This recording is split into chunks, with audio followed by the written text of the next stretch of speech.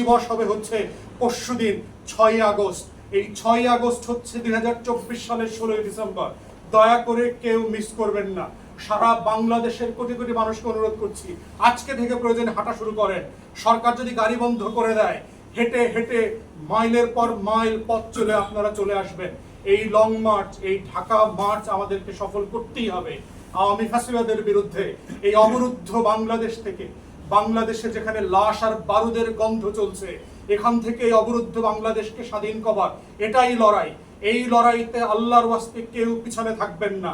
আপনারা নতুন প্রজন্মের মুক্তিযোদ্ধা, ছেলে মেয়ে পরিবার পরিজন সবাইকে নিয়ে ঢাকায় আসেন। দুপুর 2টায় শাহবাগ থেকে শুরু করে সারা বাংলাদেশ এই বৈষম্য বিরোধী ছাত্র আন্দোলনের, ছাত্র সমাজের ডাকে, ছাত্র জনতার ডাকে একাকার হয়ে যাবে। সেই স্বাধীনতার মোক্ষম ক্ষণের আহ্বান জানিয়ে আজকের ব্রিফিং আমরা এখানেই শেষ করছি। সবাইকে অসংখ্য ধন্যবাদ। আসসালামু আলাইকুম। বিসমিল্লাহির রহমানির রহিম। প্রিয় দেশবাসী, আসসালামু আলাইকুম। আপনারা জানেন যে আমরা অনেক ভারাক্রান্ত মন নিয়ে আজকে এখানে হাজির হয়েছি। স্বাধীন বাংলাদেশের ইতিহাসের সবচেয়ে নৃশংসতম গণহত্যার সাক্ষী নিয়ে যারা গত 1 মাস ধরে বেঁচে আছেন, আন্দোলন করছেন, লড়াই করছেন, খবর দেখছেন। আমরা শুরুতেই এই নৃশংসতম গণহত্যার, জুলাই গণ অভ্যুত্থানে যারা প্রাণ হারিয়েছেন, শত শত পারহ্যাপস হাজার হাজার শহীদের রুহের মাগফিরাত কামনা করছি। যে সকল হাজার হাজার লক্ষ লক্ষ ভাই বোন, তরুণ তরুণী, ছাত্র ছাত্রী, শিক্ষার্থীরা বুকের তাজা রক্ত ঢেলে দিয়েছেন, আহত হয়েছেন, প্রতিবন্ধী হয়েছেন, চোখ অন্ধ হয়ে গেছে, হাত পা ভেঙে গেছে, কেটে গেছে, কেটে ফেলতে হয়েছে, এমন সকল মানুষ, শিক্ষার্থী এবং পরিবারের প্রতি আমাদের দোয়া এবং সমবেদনা আমরা জ্ঞাপন করছি। আমরা খুবই আশ্চর্য হয়ে দেখলাম যে স্বাধীনতার ঘোষণাপত্রে যে এমন একটা বাংলাদেশের আকাঙ্ক্ষার কথা বলা ছিল, বৈষম্যের বাহিরে গিয়ে একটা গণপ্রজাতন্ত্র করার, সাম্য, মানবিক মর্যাদা, সামাজিক সুবিচারের ভিত্তিতে একটা নতুন বাংলাদেশ গড়বার যে প্রত্যয় নিয়ে আমাদের মুক্তিযুদ্ধ সংগঠিত হয়েছিল, এই আওয়ামী ফ্যাসিবাদ, এই আওয়ামী দখলদাররা গত 2 মাসে এই স্বাধীনতার ঘোষণাপত্রের প্রত্যেকটা পিলার নতুন করে ধসে দিয়ে প্রমাণ করেছে যে ওরা আইয়ুব খান, ইয়াহিয়া খান, ওরা হিটলারের দোসর এবং উত্তরসূরি। স্বাধীন বাংলাদেশের দন্তস্বরের সাথেও এই আওয়ামী দখলদারদের কোনো সম্পর্ক নাই। আমরা দেখলাম সারা বাংলাদেশের প্রত্যেকটা জেলায়, উপজেলায় কিভাবে বাংলাদেশের করের টাকায় পোষ্য প্রজাতন্ত্রের কর্মচারীরা হাজার হাজার lakh lakh life bullet charge করেছে, অ্যামুনিশন চার্জ করেছে, সাউন্ড গ্রেনেড চার্জ করেছে এবং হাজার হাজার লক্ষ লক্ষ মানুষকে আহত করেছে। সেনা সদস্যদেরকে দেখলাম নির্লজ্জভাবে জাতিসংঘের গাড়ি ব্যবহার করে মাটিতে ক্রোল করে হাজার হাজার লাইভ অ্যামুনিশন ছুটছে। ধিক্কার এই সেনাবাহিনীকে, ধিক্কার বাংলাদেশের পুলিশ বাহিনী, বিজিবি, র্যাব, সোয়াতকে, যারা প্রজাতন্ত্রের কর্মচারী হয়ে ওর রেশনের ডাল চালের টাকা যে বাংলাদেশের মানুষ দেয়, ওর ভাতের টাকা, ওর কাপড় কেনার টাকা, ওর বুলেটের টাকা যে দেশের জনগণ ট্যাক্স দিয়ে দেয়, সেই ট্যাক্সের টাকা দিয়ে ওরা এই দেশের সাধারণ মানুষকে বুক বরাবর গুলি করেছে।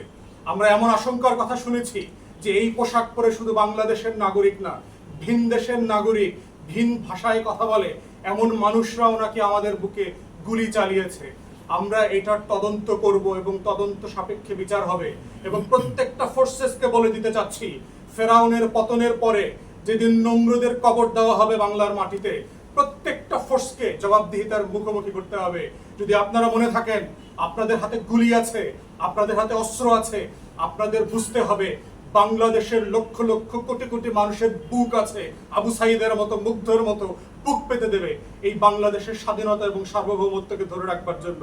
যদি আপনারা মনে করে থাকেন শুধু গুলি চালিয়ে স্বাধীনতার, সার্বভৌমত্ব এবং জাতীয় স্বার্থকে দিল্লির কাছে বন্ধক দেবেন, যেভাবে বাংলা বন্দর বন্ধক দিচ্ছেন, বাংলাদেশের রেল নেটওয়ার্ক বন্ধক দিচ্ছেন, বাংলাদেশের প্রতিটা বন্দরকে বন্ধক দিয়ে দিয়েছেন দিল্লির কাছে শুধুমাত্র ক্ষমতায় থাকার জন্য, মনে রাখবেন দ্বিতীয় মুক্তিযুদ্ধের বীরশ্রেষ্ঠ, বীরুত্তম, বীর বিক্রম, বীর প্রতিক্রা কোটিতে কোটিতে রাজাকারের ট্যাগ লাগিয়ে নতুন করে সেই দিল্লির দাসত্বকে প্রতিহত করবে। যেভাবে আওয়ামী দাসত্বের বিরুদ্ধে আজকে সারা বাংলাদেশ একত্রিত হয়েছে, কোনোভাবে ভুলে যাবেন না যে বাংলাদেশ কারো দামসৎগার দাসটা, এই দেশটা কেউ আমাদেরকে দান করে দেয় নাই। এখানে লক্ষ লক্ষ মানুষের রক্তের বিনিময়ে বাংলাদেশ তৈরি হয়েছে। তাই সবাইকে সাবধান করছি, আওয়ামী, ছাত্রলীগ, যুবলীগ স্বেচ্ছাসেবক লীগের গুন্ডা থেকে শুরু করে প্রত্যেকটা ফোর্সেস যারা আজকে স্বাধীনতার বিপক্ষে দাঁড়িয়েছেন, জনগণের বিপক্ষে দাঁড়িয়েছেন, দেশের মানুষের বিপক্ষে দাঁড়িয়েছেন, সাবধান হন। ক্ষমা চান জাতির কাছে আপনার ফোর্স কি করেছে, কোথায় কোথায় গণহত্যা করেছে। এই বাহিনীর প্রত্যেকটা অতি উৎসাহী অপেশাদার সদস্যকে আইডেন্টিফাই করেন, তদন্ত সাপেক্ষে চাকরিচ্যুত করেন, যাকে যাকে দরকার ইমিডিয়েটলি বিচার করে ফাঁসির কাঠগড়ায় দেন। এটাই বাংলাদেশের একমাত্র গণদাবি এখন। এই গণহত্যার বিচার যদি না করেন আপনারা, মনে রাখবেন 40 বছর পরে বই পুস্তক পত্রিকার রিপোর্ট দিয়ে আপনারা যেভাবে বিচার করেছেন না, সেই বিচার আপনাদেরকে আমরা লাইভ ভিডিও ফুটেজ দিয়ে করব, তথ্য প্রমাণ দিয়ে করব, তদন্ত করেই আপনাদের করা হবে। ইতিমধ্যে আমরা দেখেছি জাতিসংঘ থেকে শুরু করে state department, British parliament, European union থেকে শুরু করে পৃথিবীর প্রত্যেকটা মানবতাবাদী গণতন্ত্রকামী শক্তি বাংলাদেশের এই জুলাই গণ অভ্যুত্থানের পক্ষে, গণহত্যার বিপক্ষে দাঁড়িয়েছে, বিবৃতি দিয়েছে। এবং এইটাকে যদি আপনারা মাথায় না নেন, বুঝবেন ফোর্সেস গুলোকে বলছি, আপনাদের জাতিসংঘে গিয়ে মিশনে গিয়ে ডলার কামানোর যে ব্যবসা, ঠিকাদারির যে ব্যবসা, পাহারাদারি দারোয়ানগিরি করবার যে ব্যবসা, এই ব্যবসার দিন কিন্তু ফুরায় আসতেছে। কিন্তু জনগণের বিপক্ষে দাঁড়ান। আপনাদেরকে বারবার সাবধান করতেছি, জনগণের বিপক্ষে দাঁড়াবেন না, গুলি ছুড়বেন না, পোশাক নিয়ে পাশে দাঁড়ায় থাকবেন।